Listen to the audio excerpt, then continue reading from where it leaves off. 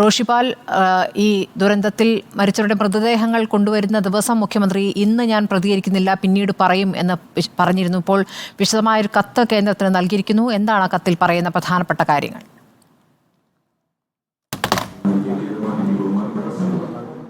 സ്മൃതി, Kuwait ദുരന്തവുമായി ബന്ധപ്പെട്ട് മന്ത്രിസഭാ തീരുമാനത്തിൻ്റെ അടിസ്ഥാനത്തിലായിരുന്നു ആരോഗ്യമന്ത്രി വീണ ജോർജിനെ ദുരിതാശ്വാസ പ്രവർത്തനങ്ങൾക്കായി അയക്കാൻ തീരുമാനിച്ചത്. പക്ഷേ കേന്ദ്ര സർക്കാർ വിലക്കുകയായിരുന്നു യാത്ര. കേന്ദ്ര സഹമന്ത്രി ഉൾപ്പെടെ അവിടെയുണ്ട്, കാര്യങ്ങൾ ഏകോപിപ്പിക്കുന്നുണ്ട്. അതുകൊണ്ട് സംസ്ഥാന മന്ത്രിയുടെ ഒരു അനിവാര്യത കുവൈത്തിലില്ല എന്നായിരുന്നു ചൂണ്ടിക്കാണിച്ചത് ഇതിന് കാരണമായി.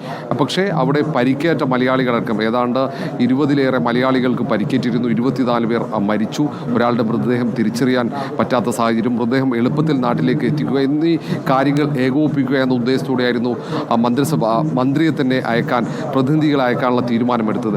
അത് അതിന് അനുമതി നിഷേധിച്ചത് തെറ്റായ നടപടിയാണ്. ഫെഡറൽ സംവിധാനത്തിന് എതിരാണ് അത്തരമൊരു തീരുമാനം. വിദേശകാര്യ മന്ത്രാലയം ഇനി ഇത്തരം കാര്യങ്ങൾ ആവർത്തിക്കരുത്, അത്തരം നിർദ്ദേശം പ്രധാനമന്ത്രി വിദേശകാര്യ മന്ത്രാലയത്തിന് നൽകണമെന്നാവശ്യപ്പെട്ടാണ് മുഖ്യമന്ത്രി കത്ത് നൽകിയത്. നേരത്തെ ലോക കേരള സഭാ സമ്മേളനത്തിൽ ഈ ഒരു വിഷയത്തിൽ കേന്ദ്രം സ്വീകരിച്ച നിലപാടിനെതിരെ മുഖ്യമന്ത്രി പരസ്യമായി പ്രതികരിച്ചിരുന്നു. അതിന് പിന്നാലെയാണ് പ്രധാനമന്ത്രിക്ക് ഈ വിഷയം ചൂണ്ടിക്കാണിച്ച് മുഖ്യമന്ത്രി പിണറായി വിജയൻ കത്തയച്ചിരിക്കുന്നത്. റോഷിപാലാണ് വിവരങ്ങൾ നൽകി. റോഷിപാൽ, ഇക്കാര്യത്തിൽ പ്രതിപക്ഷവും ഭരണപക്ഷവും ഒരുമിച്ചാണ് എന്നൊരു പ്രത്യേകത കൂടിയുണ്ട്. ഇന്നിപ്പോൾ സഭയിലും പ്രതിപക്ഷ നേതാവ് ഇക്കാര്യം ഉന്നയിക്കുന്നുണ്ടായിരുന്നു. എന്താണ് പ്രതിപക്ഷം ഇക്കാര്യത്തിൽ എടുക്കുന്നൊരു നിലപാട്?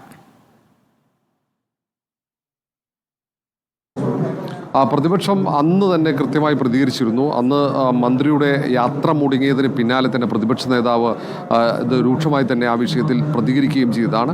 അത് തെറ്റായ നടപടിയാണ്. മന്ത്രി അല്ലെങ്കിൽ സംസ്ഥാനത്തിൻ്റെ പ്രതിനിധികൾക്ക് അവിടെ പോകേണ്ടതായിരുന്നു. കാരണം നേരത്തെ പറഞ്ഞതുപോലെ മൃതദേഹങ്ങൾ വളരെ പെട്ടെന്ന് നാട്ടിലെത്തിക്കാനുള്ള നടപടികൾ പൂർത്തിയായെങ്കിൽ പോലും അവിടെ ചികിത്സയിലുള്ളവരുണ്ട്. ഏതാണ്ട് 57ഓളം പേർ എംബസിയുടെ കണക്കിൽ വിവിധ ആശുപത്രിയിൽ ചികിത്സയിൽ തേടിയിരുന്നു. ചികിത്സ തേടാത്തവർ, വളരെ പെട്ടെന്ന് രക്ഷപ്പെട്ടവർ, മാനസിക ആഘാതം അവർക്ക് മാറിയിട്ടില്ല. കാരണം അവരൊക്കെ തനിച്ച് താമസിക്കുന്നവരാണ്, അവരുടെ ബന്ധുക്കൾ നാട്ടിലാണ്. അവർക്ക് മറ്റെന്തെങ്കിലും സഹായം ആവശ്യമാണോ എന്നടക്കമുള്ള കാര്യങ്ങൾ അവർക്കൊരു ആശ്വാസവുമായിട്ടാണ് സംസ്ഥാന പ്രതിനിധിയായി ആരോഗ്യമന്ത്രി തന്നെ അവിടേക്ക് എത്തിക്കാനുള്ള ഒരു തീരുമാനമെടുത്തത്.